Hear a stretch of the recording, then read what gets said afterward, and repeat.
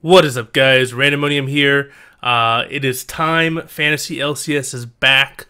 They just updated the website earlier today, and I will be doing Fantasy LCS leagues again. I'll be doing 12 leagues. I'll be including all of them in the video description below. I also have a Discord channel where we can discuss esports or any of my other videos. It's definitely a very positive community that's very helpful, especially towards new players. So if you're interested in joining that, I'll have a link to that Discord channel in the video description below as well. I am going kind of low tech right now. I'm just going to put everything up on an Excel spreadsheet, kind of quick and dirty because it's almost midnight. I'm tired, but I really wanted to get this video out. I think it's really important that I get it out tonight. That way you guys can kind of digest it. And the big reason why I also wanted to get out is that all of the leagues I'm going to do, the drafts are going to occur on Sunday. So Sunday is when we're going to be drafting. I'm going to be drafting leagues the entire day pretty much. I'm going to get up pretty early for me for a Sunday. I think I'm going to get up around like 7 o'clock on Sunday so I can do these drafts. All of the drafts are going to be Pacific Standard Time. So that's GMT -8, if I'm correct. Just double check me on that. So all of the leagues are arranged by their draft time. So make sure that if you sign up for a draft that you're there on time. If you're not there on time, I will kick you and I'll find somebody else to fill your spot in the draft. So they're Pacific Standard Time. All of the drafts will be on Sunday. So just very quickly, I'm going to give you guys kind of a TLDR. If you don't want to watch the rest of the video, I'm going to show you the tier list right now. And basically, I know that this tier list is going to piss a lot of people off. I know there's a lot of things on this tier list that people aren't going to like. And I have my reasons for my rankings. And if you want to know what my reasons are, then you have to watch the rest of the video. So don't write me some hateful comment just because you didn't watch the video, because you don't like my rankings. So yeah, this is the TLDR. This is the final rankings, and now I'm going to explain the reasons for my rankings with a lot of math and statistics and things like that. A lot more boring stuff. So anyway, let's go back to the 2017 results. So this sheet is the 2017 results for summer 2017. So we can see that the S tier players, the people who ended in the S tier, were Fnatic, H2K, TSM, a little bit of CLG, a little bit of Cloud9. For the most part, the top teams in NA and EU were the teams that finished with the most fantasy points. And then if you look at the A tier, the tier in red, you can see this kind of the next tier down of the teams. The teams that placed kind of like 3rd, 4th. We're kind of in that tier. And then you can see in the B tier, which is blue, you can see it's mostly people who placed 5th, 6th. So you can see that there is a pretty strong correlation between where a team places in their respective LCS and the points that the players score. You don't see a lot of breakout players who score much higher than the rest of their team. There are some exceptions, like Someday on Dignitas and Lyra on Envy, and there's a few others. But in general, the players that are on the best teams perform the best in Fantasy LCS. And this is a very important point that we have to make, is that when we're ranking these players, we're not ranking the players on their individual skill. We're ranking the players based off of their potential to earn fantasy points. And fantasy points are greatly dependent upon the team that you're on. If you put a great player on a bad team, they're not going to score a lot of fantasy points. That's very important to keep in mind. So I'm not trying to diss any players by ranking them lower. I'm not saying that one player is better than another. I'm saying that whichever player is on a better team is probably going to score more fantasy points. There are exceptions, and we're going to go over that. But in general, that's the rule. So let's talk a little bit about some math that has to do with 2017. So you can see that I kind of changed the colors up on you guys. And the reason for that is that it corresponds to the average and the standard deviation with all the different roles. So you can see on the screen that on average, your ADC scored the most points at 587 points on average followed immediately by the mid laner who scored 578 points on average throughout the entire season. The standard deviation, though, for the mid laners was much higher. The standard deviation for mid laners was 159, and then for ADCs it was only 128. So what this means, these two statistics, the average and the standard deviation, so the average basically tells you where the center of the bell curve is. It basically says, like, where on average are you how many points are you gonna get? The standard deviation lets you know how spread out that bell curve is. So basically what you want to do is you want to maximize the amount of points you can get. So you want to maximize the people that are on basically the high side of that standard deviation, or that normal distribution curve, that bell curve. And then you also want to take into account the fact that other people are going to be picking up different players, and you don't want to fall too far down based off of the standard deviation. So basically, based off of this, with the averages and the standard deviations, because mid lane has such a higher standard deviation than AD carry, in my opinion, mid lane is your priority lane. That's the lane that you want to pick up first, because that lane is, you'll see a drop off in player points much faster with mid lane than you will with AD carry. But AD carry is definitely very important because they also score the highest amount of points. So basically I would say that mid lane is probably your highest priority. AD carry immediately follows that as your number 2 priority. And then if we look at top lane and jungle, we can see that top lane on average scores slightly higher amounts of points and also has a slightly larger standard deviation. So in general, you want to go for top lane 3rd and jungle 4th. But if there's a really good jungler, then you can definitely pick your jungler 3rd and your top laner 4th. Then finally for the teams, we can see that for teams, that on average they score about 418 points in a season with a standard deviation of 106, and supports score about 450 with a standard deviation of 127. So in general, it's better to pick your support before you pick your team. The other big thing that you have to take into account is your flex pick. So you can see that with your mid laners and your AD carries, on average, they score a lot more points than top lane, jungle, support, etc.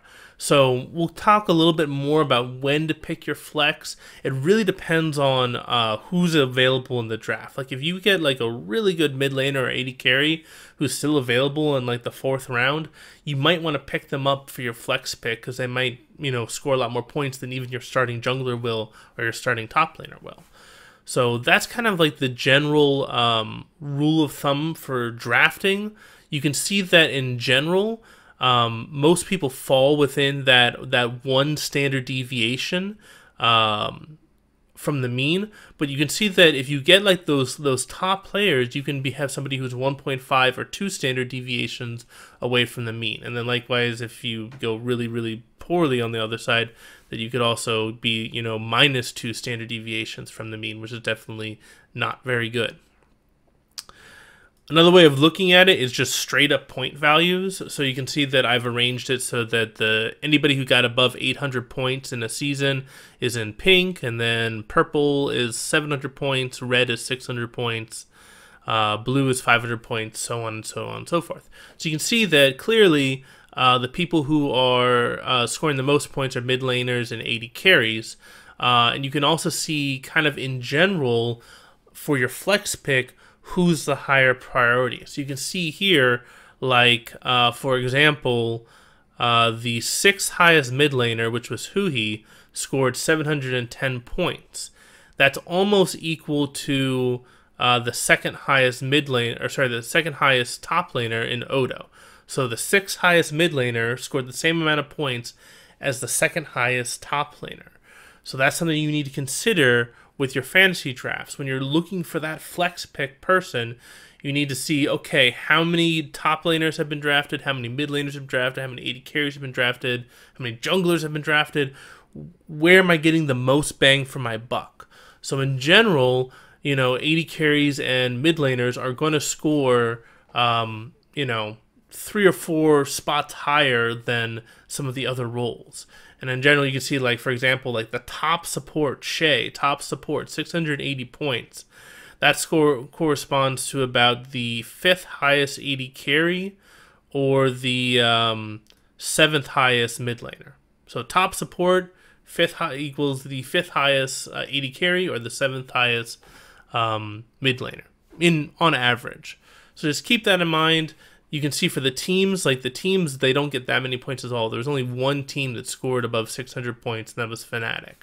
So that's why I kind of decentivize picking up your teams too early, because they really don't add that much to your actual overall fantasy points. Another big thing we have to talk about is value. Like who are the value players on the team? So this is kind of really interesting. So what I did here, and I hope I explained this very well, is I basically took the ranking of each player from 1 to 20 in each role. So for example, Haunter was the number 4 top laner in 2017. So if I go back to the 2017 tab, you can see Haunter was ranked number 4 for top lane. And I do this for every single player on a team. So TSM was ranked number 2 in team points, number 4 in top lane, number 5 in jungle, number 3 in mid lane, number 4 in AD carry, and number 3 in support. So on average, they averaged around a 4. So you can see that the players that scored higher than 4 were scoring better than their team, and the players that were scoring lower than 4, so if they're 5th or further down, they were scoring worse than the rest of their team. And this is how you can basically see who are your value players, who are your players who are scoring a lot more fantasy points on average than the rest of their team when compared to their peers within their role. That's very important. This is a within their role comparison. So I'm comparing junglers to junglers, mid laners to mid laners, etc., etc. If we rearrange this, so what I did here was I basically took the average and I subtracted the player's score from their average. So for example, Svenskeren, the average for TSM was 4, and he was ranked around 5. But there's also some significant digits that come after this. So he comes out to being roughly a -2 because I'm rounding. And then you can see, like example, like Smithy was a -1, Dardoch -3, Shrimp was a 0, etc., etc., etc. So you're looking for players that have positive numbers are value picks, and players that have negative numbers are players who are not value picks, who in general don't do as well as the rest of their team, if that makes sense. So we can see, like for example, Lyra. Lyra on average he's a +4, meaning that he scored much higher than the rest of his team. Cloud9 is a little bit weird because Impact only played like half the games, so he kind of brings down their average. So you can see quite a few of both Contracts and Jensen scored significantly, have a very high kind of value rating at +4 and +5 respectively. But in general, this is a very good tool to figure out who really is going to give you the most bang for your buck as a player, especially with all of the roster changes that are going to go on as well.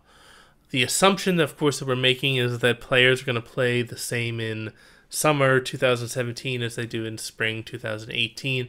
And as we've seen in the past, that's not always the case. Like Darshan, for example, he had a great split. I think it was back in like spring 2016, and then he was horrible for a split or two, and then he came back and he was amazing in summer 2017. So you have players who have ups and downs, but in general, I'm basically predicting future behavior based off of past performance, which is the best way to predict things that we have, at least. So you can see that there's quite a few value players on this list. So now what we're going to do is, this is all 2017 stuff. Now we're going to show you where all the players lie for 2018. So these are the 2018 rosters. I still have their previous team up here. Like, for example, Flame was on Immortals in 2017. Flame is now on FlyQuest in 2018.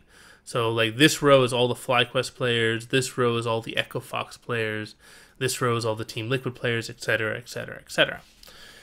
So you can see there's been a lot of roster changes. I don't want to spend too much time on all of them. You guys can definitely research them if you don't already know all the roster changes.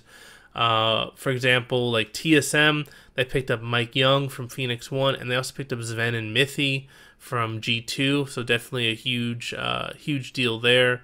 CLG, you know, they picked up Rainover, and they picked up Biofrost, etc., etc., etc.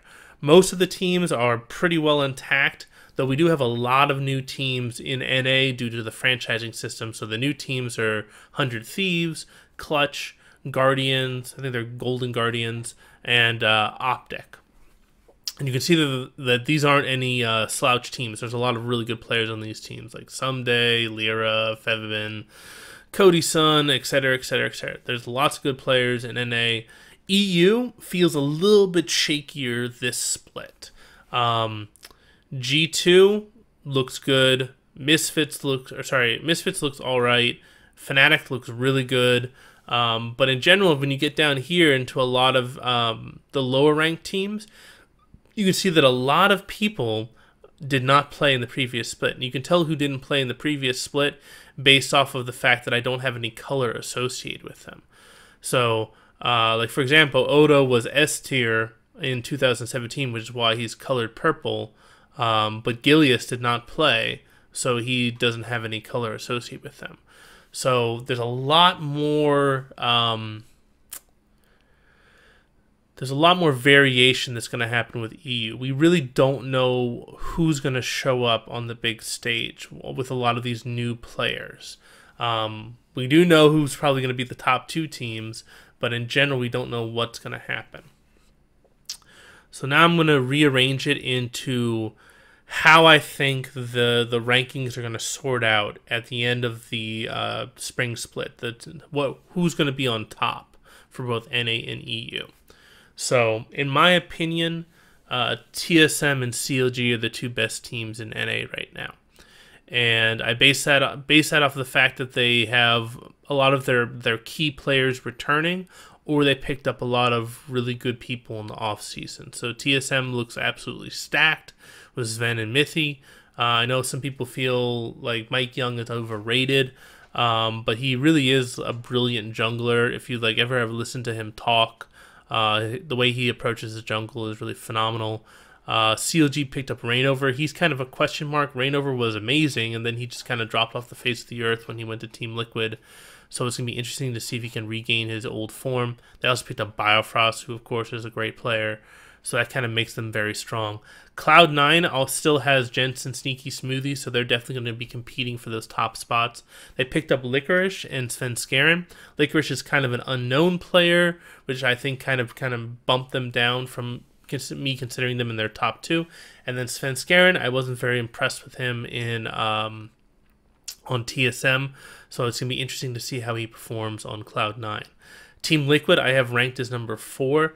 On paper, they are the number 2 team, but they're basically just kind of all random people that are coming onto this team. So it's really a question of do they have enough time to synergize with each other. They're bringing over Impact from Cloud9, Smithy from Immortals, and Pobelter from Immortals, Doublelift from TSM, and then Ollie from Immortals. So 3 out of the 5 Immortal players are now on Team Liquid. So they're definitely going to be a top 4 team. It's just a question of whether or not they can kind of break their curse and get into the top 2. I think the highest finish they've ever gotten was 3rd place. So it's going to be really interesting to see if they can kind of shake those demons off. Now we start getting into some of the new teams. So 100 Thieves, in my opinion, is probably the best new team that's been added. They're made up of Someday, Meteos, Ryu, Cody Sun, and Aphromoo. So in general, solid team, right? Someday was an absolute monster. Meteos, he's been kind of hit or miss, but usually he comes in clutch when a team needs it. He comes off the bench and plays pretty well. Ryu, I know a lot of people think that he's kind of past his prime, but he's still a good mid laner. Cody's son had a very good season with Immortals. I know some people say that he got carried by Ale, but I mean, he performed well. You can't take that away from him.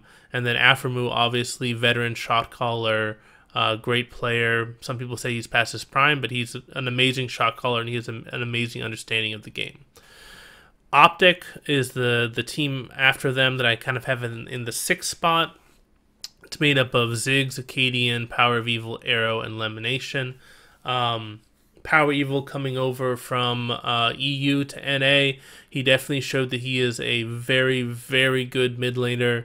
And he kind of was like the kryptonite for NA, so it's going to be interesting to see what happens now that he's playing for NA. And then Arrow, I know some people feel like he's overrated, but he was playing actually quite well on Phoenix 1.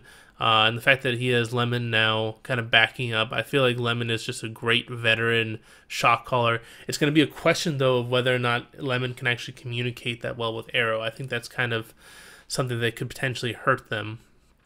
And then Ziggs and Acadian, they're good players, but they've been very hit or miss. So it's going to be really interesting to see if they show up or not.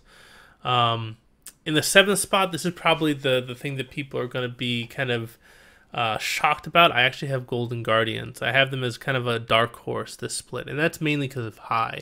High's shot calling is the best in NA, hands down. He's the best shot caller NA has ever produced, and I feel like he's probably one of the best shot callers in the world.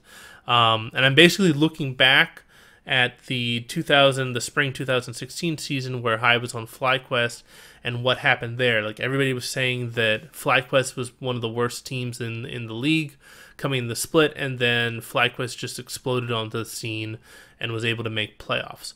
So, yeah, I never count out High. I know that that on paper the team doesn't look that great, but I do feel like that High with this team has a better team than he did in 2016 with FlyQuest.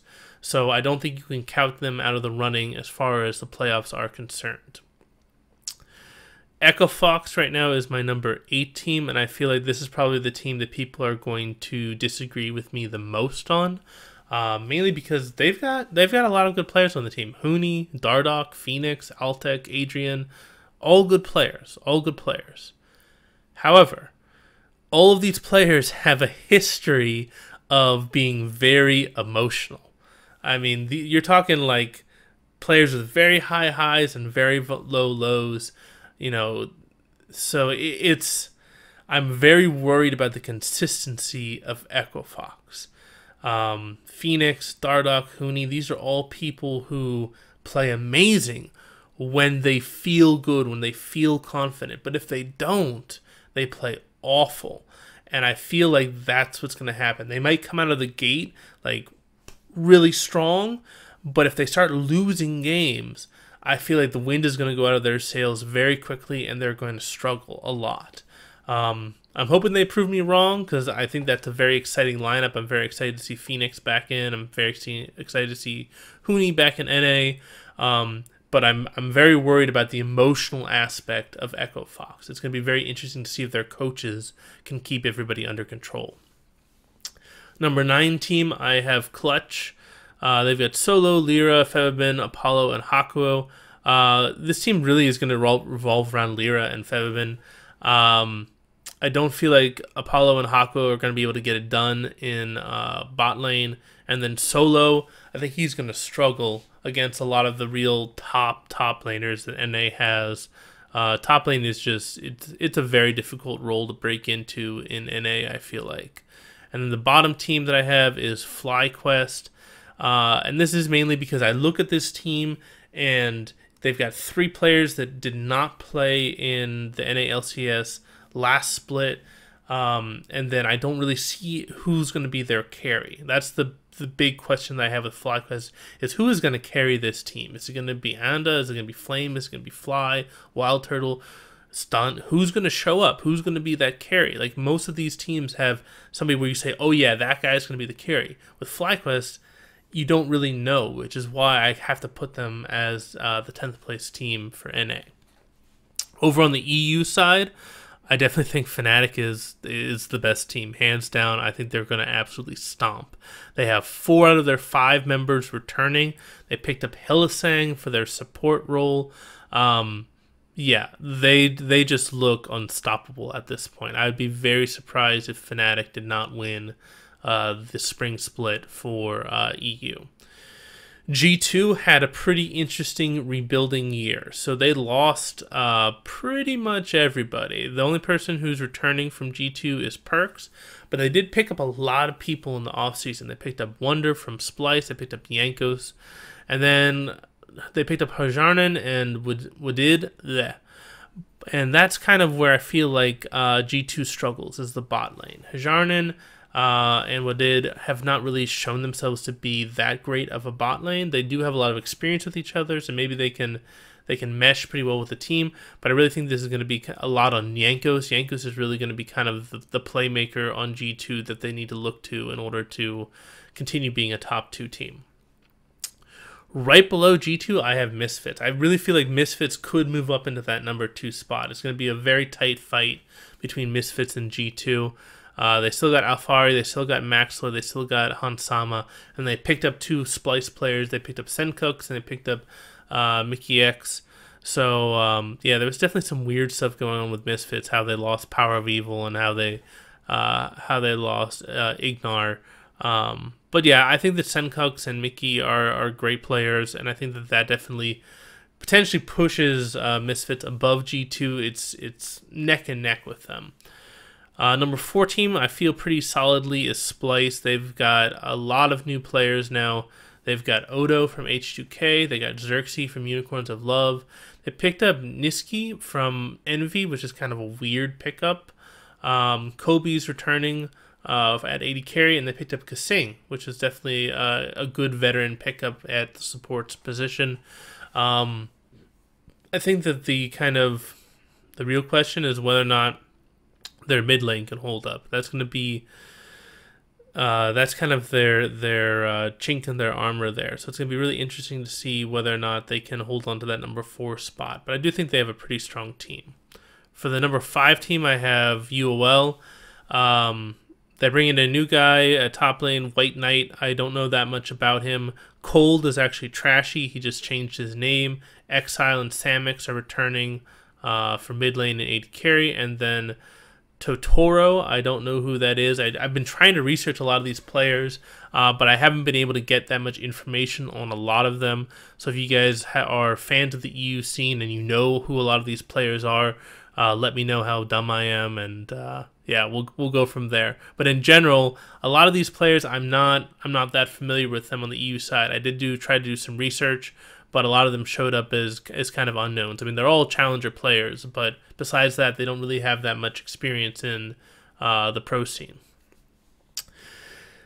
After them, I got Schalke. They picked up Vivasachi from UOL, Pride Soccer from Rockhat, Nuke Duck from Vitality, Upset, new player, and then Vander from Vitality. So you can see that they picked up kind of a lot of players that were kind of in that kind of middle to bottom middle portion of the pack, which is why I put Schalke as kind of like the number 6 team. H2K basically just lost everybody. I don't know what happened with H2K, but this is a real rebuilding year for them. I have them at number 7, but even that might be generous. It's going to be very interesting to see whether or not H2K can recover after losing pretty much everyone on the team. Vitality has Cabochard at the top lane, and then besides that, they got rid of everybody. So again, it's going to be really interesting to see whether or not Vitality can muster anything. Giants picked up quite a few new people. They picked up Joko from Vitality, Betsy from Rockhat, Steelback from Vitality.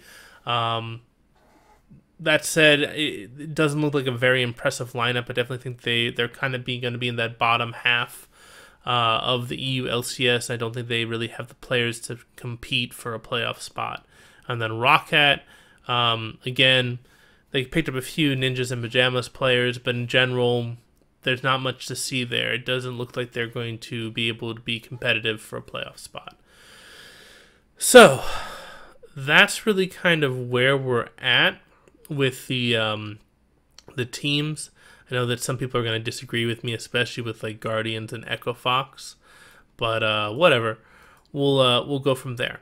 So one thing that I definitely want to point out from the previous season from 2017 is that in general, you see 2 NA teams and 2 EU teams at every single tier. Like, for example, top lane, Soaz and Odo from EU, Darshana and Hanser from TSM. This one we actually got 3 EU and 1 NA, so this one breaks the mold a little bit. But in general, you'll see that we've got 2 NA and 2 EU. So for example, Someday and Seraph for NA, Wonder and Foxy for EU. And in general, every single tier has roughly 2 NA, 2 EU. Sometimes it gets mixed up a little bit. But if we were going to just create a very simple tier list, we would basically just take the teams. So number 1 team, TSM, they go into the number 1 spot here. And then the number 1 team from EU, Fnatic, goes in the next spot. Number 2 team from NA, CLG, goes into the number 3 spot. And then G2 is the number 2 team from EU, so they go into the number 4 spot, etc., etc., etc. So this allows us to build kind of a basic tier list based off of where we think that the teams are going to finish as far as their placements are concerned. So this is kind of the very simple version of a tier list. Once we get this basic tier list assembled, now we can start pulling people up and down based off of what their value is, right? So if you remember this number next to their name, this is their value score. So this allows me to basically kind of pull people up who I think are higher value for their team and pull people down who I think are lower value for their team to kind of get a more realistic spread as far as the points are concerned. And that's how we get to this final tier list. So this is how we get to this final tier list. So I basically took where I think that the teams are going to wind up, and then I adjusted based off of the value that I felt like a player brought as far as fantasy points is concerned. And that's how I made this adjusted tier list. That is the final tier list that I'll be using for my fantasy drafts. So I basically gave away all my secrets for my fantasy drafts. But yeah, so I'd like to go over that and explain my reasoning for a lot of this stuff. So I think you'll see right off the bat, I have every single Fnatic player as the number 1 spot. And that really is because if you look back at 2017, oh, look at that. It's mostly Fnatic players at the top. And if you look at how strong the EU teams this season, I think Fnatic is going to be even more dominant.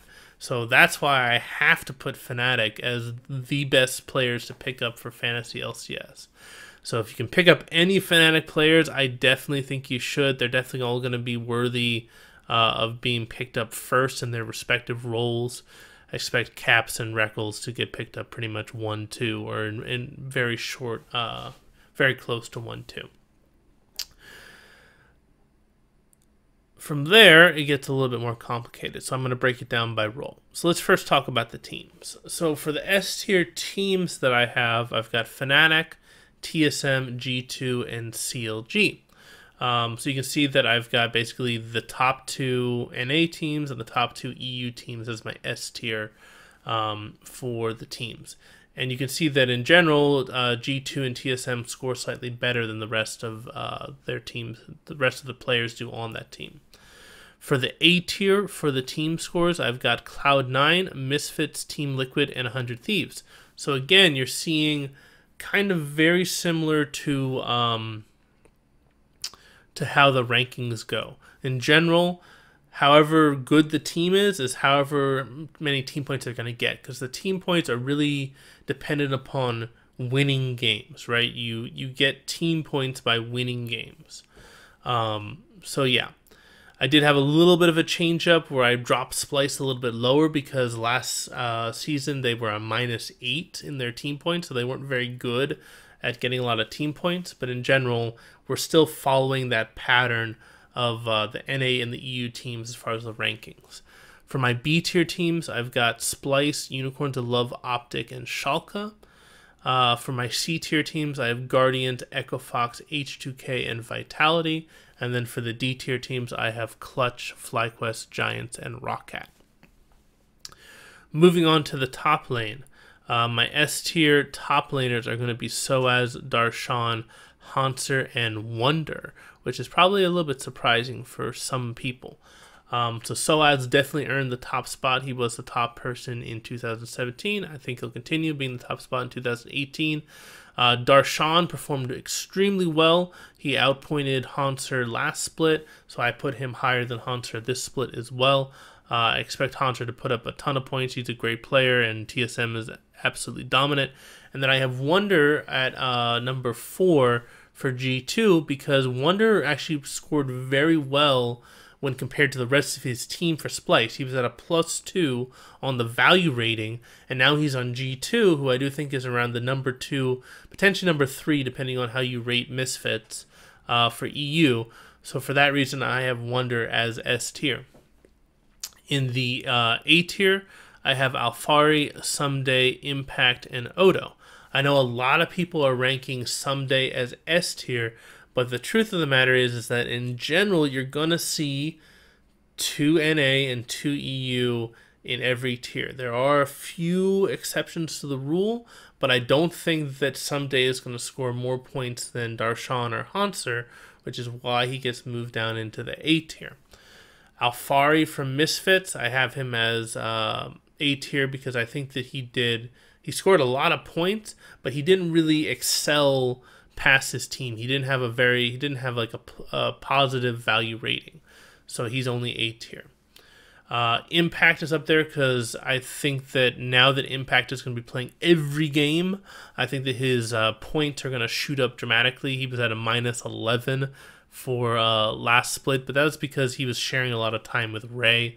But I do think that he's a solid A tier player. And then I've got Odo from Splice. Odo was actually S tier, I believe, in 2017, but I do think that Splice is weaker than H2K was last year. For the B tier, I have Licorice, Vivisachi, Zig, and White Knight. So this is definitely going to be something that people are probably going to be pissed off on because I've got Licorice and White Knight up there. This really has to do with the fact that in general, you're going to see an average point distribution where, you know, the number 6, you know, NA team is going to score more than the number 8 NA team, etc., etc. So that's why I've got people like Licorice and White Knight who are basically rookies, or their first split, you know, in the LCS. I have them at B tier because I do think that Cloud9 and Unicorns of Love are going to do relatively well, and they're gonna pick up fantasy points even if they don't play great. They're still going to pick up decent amounts of fantasy points this split. For the C tier, I've got Huni, Cabochard, Lorlo, and Spinny J. I know that a lot of people are going to be pissed off that I have Huni at C tier, but my problem is that I don't think that Echo Fox is going to be consistent. And if you look at teams that aren't consistent, they rarely get above C tier. You might see him, he might be S tier week 1, but then he'll be D tier week 2, and then he'll be A tier week 3. He'll be all over the map as far as the point values are concerned. So Huni would be a very good player to pick up as that backup top laner that you put him in when Echo Fox has a good matchup, but he's not somebody that I would want to have as my starter. I would prefer to have somebody who's more consistent as my starter over Huni. And then finally for the D tier, I've got Solo, Ruin, Flame, and Prophet. I mean, Flame's a good player. I just don't think that FlyQuest is a very good team. So that's going to definitely drag down his fantasy points. Moving on to jungle, Broxa is definitely at the top for jungle. I have Yankos immediately below him for G2. Yankos is just known for putting up tons of fantasy points, so I had to put him up there. And then I've got Mike Young and Rainover. And I think that this is definitely going to be a contentious putting Mike Young and Rainover as S tier. But I think it's really good. It's really going to come down to whichever team wins the most. And I think that TSM and CLG are going to win more than a lot of the other teams in NA, and that's going to allow them to get a lot of points. So it's going to be interesting to see if they actually can live up to that. But yeah, that's where I'm putting them for right now. For the A tier, I've got Maxlore, Xmithy, Xerxes, and Svenskeren. Very important to note is that Xerxes got an absolutely monstrous amount of fantasy points last split when he was on Unicorns of Love. I feel like he might struggle a little bit more on Splice this split, but he's definitely a solid pickup to have. Maxlore and Xmithy kind of, were average for their team points, and then Svenskeren scored significantly worse than the rest of TSM last split, which is why I have him as kind of like the last A tier player. For B tier, I have Lyra, Contracts, Meteos, and Cold. Remember, Cold was trashy last season. So Lyra and Contracts, they both scored really well compared to their teammates. They were both a +4 as far as value was concerned last split. The problem is that they aren't on very good teams. Lyra's on Clutch, Contracts is on Golden Guardians. So I think that they are going to struggle a bit. I definitely think that Lyra and Contracts are very good junglers, but I think that they're not going to get as many fantasy points as a lot of the other players just because they aren't on one of the best teams. For the C tier, I've got Dardoch, Acadian, Pride Soccer, and Santorin. I know people are going to be pissed off that I have Dardoch as C tier, but again, it's all about consistency. I think Dardoch's going to be one of those people where one week he's going to be S tier, the next week he's going to be D tier. He's going to be all over the map. So again, I would not want to have him on my team as a starter. I would prefer to have him as a backup that I can sub in for specific weeks when I know that he's going to pop off because he's got a weak opponent. So I would definitely caution people on the Echo Fox players that if you invest too heavily into Echo Fox, you're going to have very up and down weeks, week in and week out. And then for the D tier for jungler, I have Gilius, Joko, Anda, and Memento. Whew. All right, let's move on to mid lane. So for mid lane for S tier, I've got Caps, Jensen, Bjergsen, and Senkux.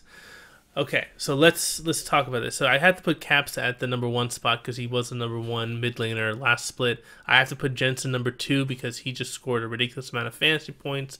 He scored more fantasy points than Bjergsen, and he has scored more fantasy points than Bjergsen, I believe, just about every split.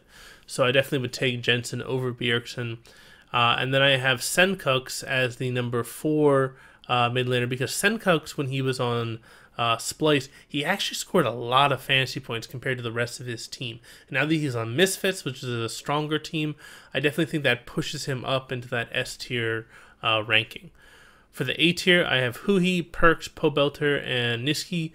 Niski's kind of the guy that I'm the least convinced on. I put him up there just because he's on Splice, and I think that Splice is going to get some decent fantasy points. But I would be very hesitant to pick him up, even though I have him as A tier. I would definitely strongly prefer Huhi and Perks and Pobelter over him. But I definitely kind of believe in the fact that somebody in that EU team on the EU side is going to be in that A tier. I definitely believe that it's going to be roughly 2 NA and 2 EU in every single one of these tiers. So yeah, we'll see if he actually performs or not.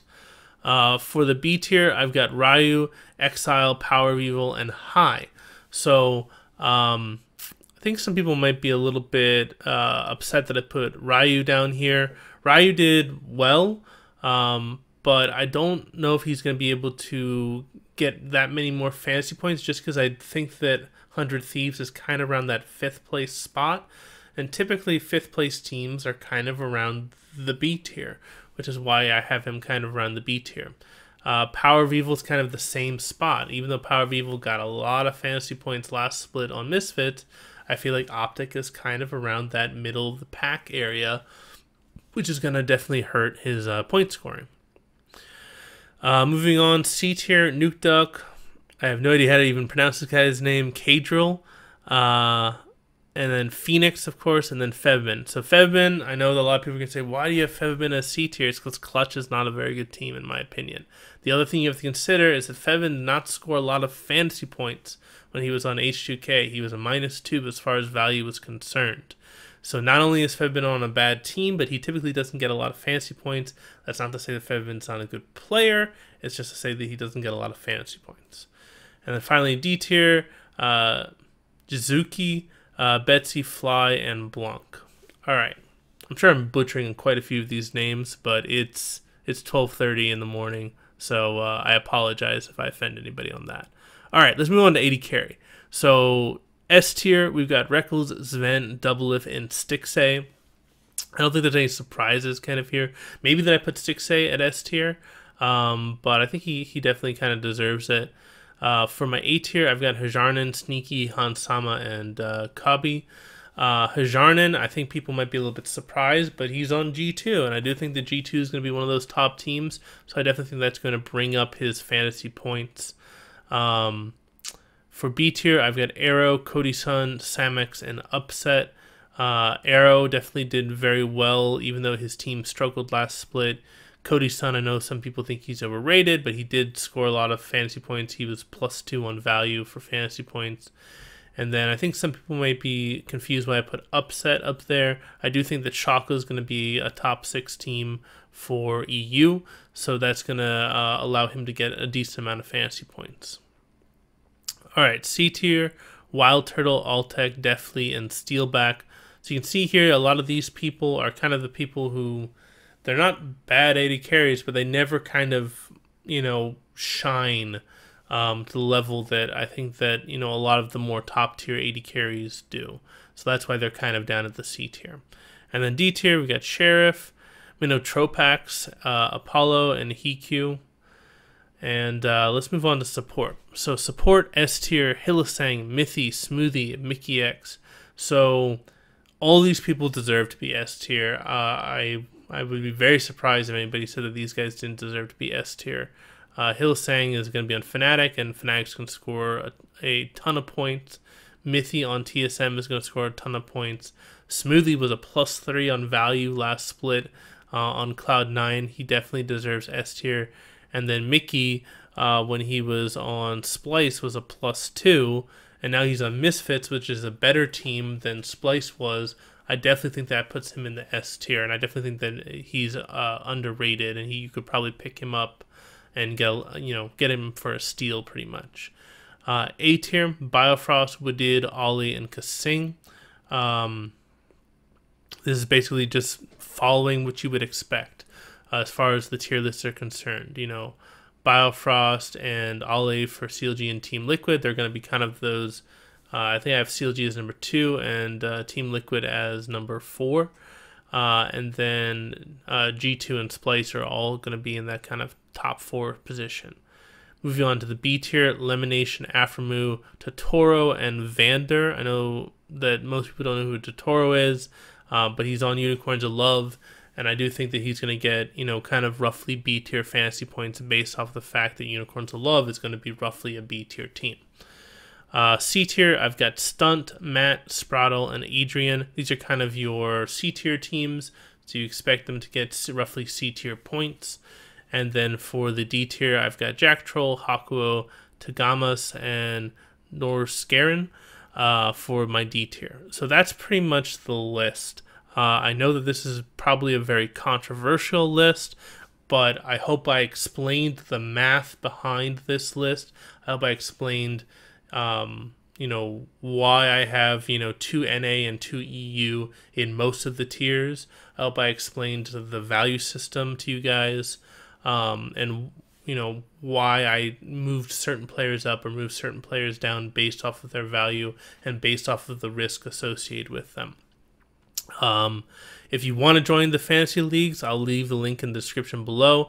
If you would like to join our Discord channel, I will also put that link in the video description below. If you like this video, please give it a thumbs up, and if you enjoy the content on the channel, please subscribe. I try to put up at least 1 video per week, and I try to do a lot of beginner guides and things to help other players out. So I hope you all have a fantastic day. This is Randomonium signing off.